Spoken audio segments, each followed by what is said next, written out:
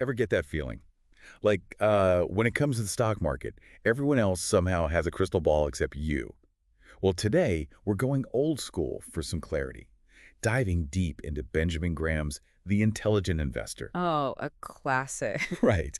And we're honing in on Chapter 3, where Graham tackles the market of, believe it or not, the early 1970s. Now, what's fascinating is he doesn't just analyze the 1970s in isolation. He Yeah. kind of takes us on this whirlwind tour of the stock market going back a whole century. Oh, wow. So looking at the Dow Jones, the S&P 500, all the big players way back when. Exactly. Okay, so I got to ask, why is that long-term view so important? Well, he's basically saying, hold on, before you even think about investing, you have to understand the historical ups and downs, the long game, because it's easy to get caught up in the latest, trends and headlines, Yeah, right? everyone wants to chase that hot stock tip. Exactly. But Graham wants to ground us in the bigger picture, and he Wow. points out something really critical. From 1900 to 1924, the market grew at an average of just 3% per year. Seriously. Yeah. So for 24 years. Imagine that practically flatlining for a generation. That's wild. I mean, talk about a reality check for anyone expecting to get rich quick off the stock market. Right. He's not sugarcoating anything. Not at all. So then he takes us through all these contrasting periods, like the roaring 20s, the crash of 29, the post-war boom. Mhm. It's almost like he's setting the stage for a play. Exactly. Each act with its own drama. Totally. So he's highlighting those swings from the new era optimism to those post-crash anxieties to show how investor sentiment can really impact the market. It's all connected. But then, amidst all that volatility, he points out something kind of hopeful, right? That over the long term, the market has actually trended upwards. True. Okay, so that's the good news, but There's always a but, isn't there? right. So just because something has gone up in the past doesn't mean it's guaranteed to continue, right? Yeah. I mean, all those disclaimers about past performance, they're there for a reason. Precisely. And that's a crucial takeaway for all of us.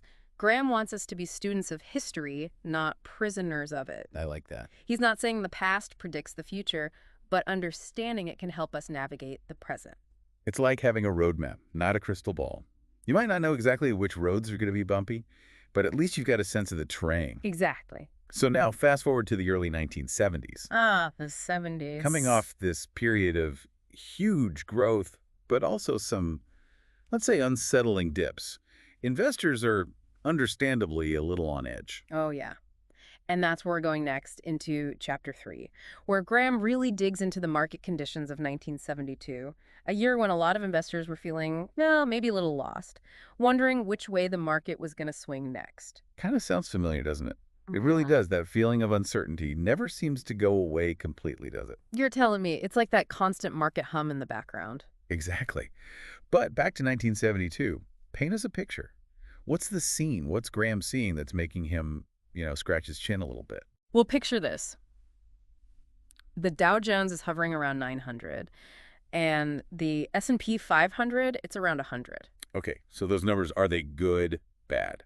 Well, that's the thing, right? Investors back then were feeling the pressure. They'd just come off this roller coaster of a market, and nobody could agree on what was next. Ah, so it's like that feeling at the top of the roller coaster, right? When you're excited, but also kind of terrified? Exactly. But this time, it's your hard-earned cash on the line. No pressure, right? Yeah. So what does Graham do? Does he tell everyone to buy, sell? Graham, he's not about making those big dramatic calls. He's more like a detective, you see.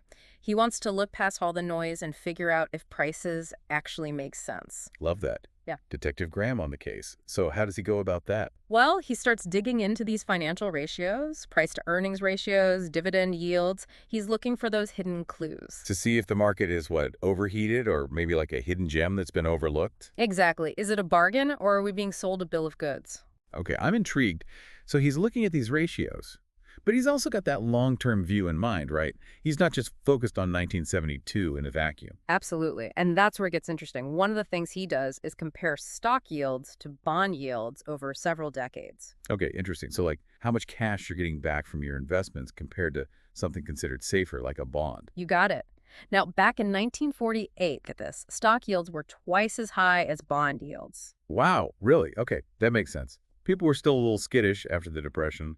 Bonds seemed like the safer bet. Right. Lower risk, lower reward. But fast forward to 1972, the script had completely flipped. stock yields were actually lower than bond yields. Whoa, talk about a plot twist. What's going on there? It all comes down to psychology, my friend. Yeah. Decades of economic growth, things were good, people started feeling invincible, stocks were the hot ticket, and because everyone was so confident, prices would keep going up, up, up. They were willing to accept those lower yields. It's like they were thinking, hey, as long as the price keeps climbing, who cares about a little less cash flow? Precisely. And you know what that's called? That's fear and greed at work, my friend. Ah, the classic emotional roller coaster of the market. So in 72, it sounds like greed was in the driver's seat. But I have to ask, was Graham buying it? Was he swept up in all the excitement? So we've got Graham. He's seeing all this, like, market exuberance. Everyone's feeling good, but he's also got this, like, little voice in the back of his head, right? Oh, absolutely. It's because he's seen this movie before. Right, exactly. So what's his move? Does he pull the fire alarm? Tell everyone to head for the hills? You know, Graham, he's not about making those big dramatic pronouncements. He's not trying to, like, time the market. Right. He's all about getting back to basics. Back to fundamentals. Always. He reminds us that markets, they're emotional, right? Driven by fear and greed, those big swings. The classic human element? Exactly. But underneath all that noise, what really matters? The intrinsic value of a business. Okay, so tune out the hype. Focus on what the company's actually worth. Got it. But how do we actually do that? I mean, back then, and even more so today, it's like information overload out there. Right. Everyone's got an opinion. Everyone's got the next hot tip. So how do we cut through all that noise and find those really solid investments? Well, this is where Graham's advice, it really stands the test of time. He was all about thorough research. Okay, so like don't just buy a stock because everyone's talking about it. Exactly. You got to dig deeper, look at the company's financials, understand their competitive edge, their management team, really get under the hood, you know? It's like be an educated consumer, but in this case, you're shopping for stocks, not a new car. That's a great way to put it. And don't forget, patience. This isn't about getting rich quick. Graham always said, find those undervalued companies with strong fundamentals, and then what? Let your investments do their thing over time. Exactly. The long game. Which, let's face it, is easier said than done, right? When you see other stocks, skyrocketing, it takes a lot of discipline to stick to your guns. For sure. But Graham, he reminds us that downturns are going to happen. They're inevitable. It's not about avoiding them. It's about being prepared for them. So have a plan and make sure it can handle a little or a lot of volatility. Exactly. So to sum it all up, it sounds like whether it's 1972 or 2024, Graham's message for navigating uncertainty really boils down to a few key things. Understanding the historical context, watching out for all that hype, and sticking to those solid investment principles. It's almost like he's giving us a mental toolkit. I love that. A toolkit for our minds, ready to tackle whatever the market throws at us. Which, let's be honest, can feel like a lot sometimes. But that's why we love revisiting these classic works, right? There's so much timeless wisdom. Absolutely. They remind us that even though the markets change, the fundamentals of sound investing, they endure. They really do. This has been such an insightful deep dive into the intelligent investor.